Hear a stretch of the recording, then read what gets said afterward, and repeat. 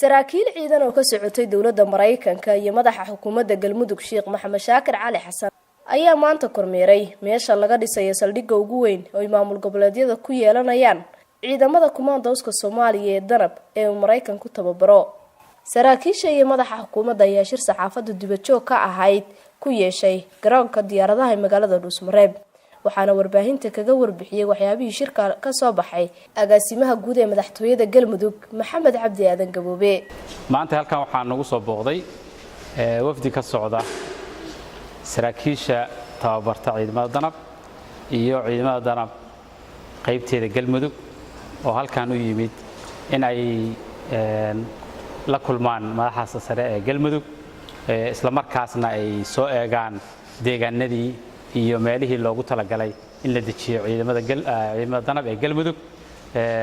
si wanaagsan ayaa maartay kulankaas u dhacay, booqashada si wanaagsan ayay u dhacday.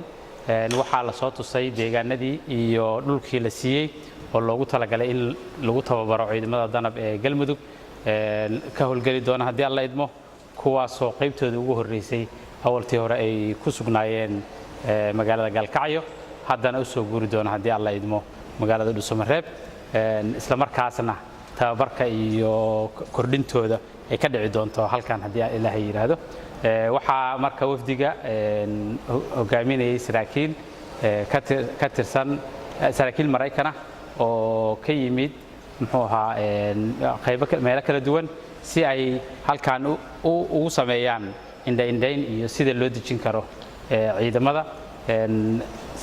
waxaa kaloo halkan muxuu ahaa yimid ayadana sargaalkii u qaabilsanaa Galmudug dhinaca danab, asaguna hogaaminayay wafdigan ka yimid muxuu ahaa saldhigga danab ee ku yaala magaalada Galkacyo.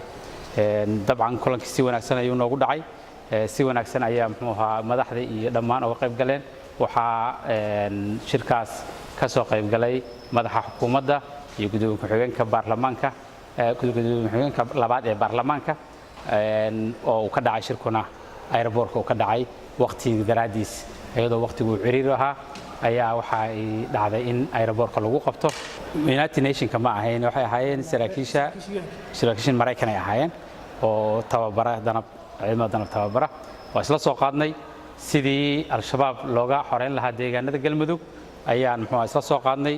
diyaar ayayna u yihiin inay nagala qayb qaataan haddii Ilaahay yiraahdo. waan isku soo qaadnay arrintaas. dabcan sida ay noo ballan qaadeen inuu noqdo saldhigga ugu weyn deegaanada maamul goboleedyada inuu noqdo ayay noo ballan qaadeen. haddii alla si waqti dhowna la dhameystiri doono insha Allah. Nafis Xirsi Maxamuud, Universal TV, Dhuusmareeb.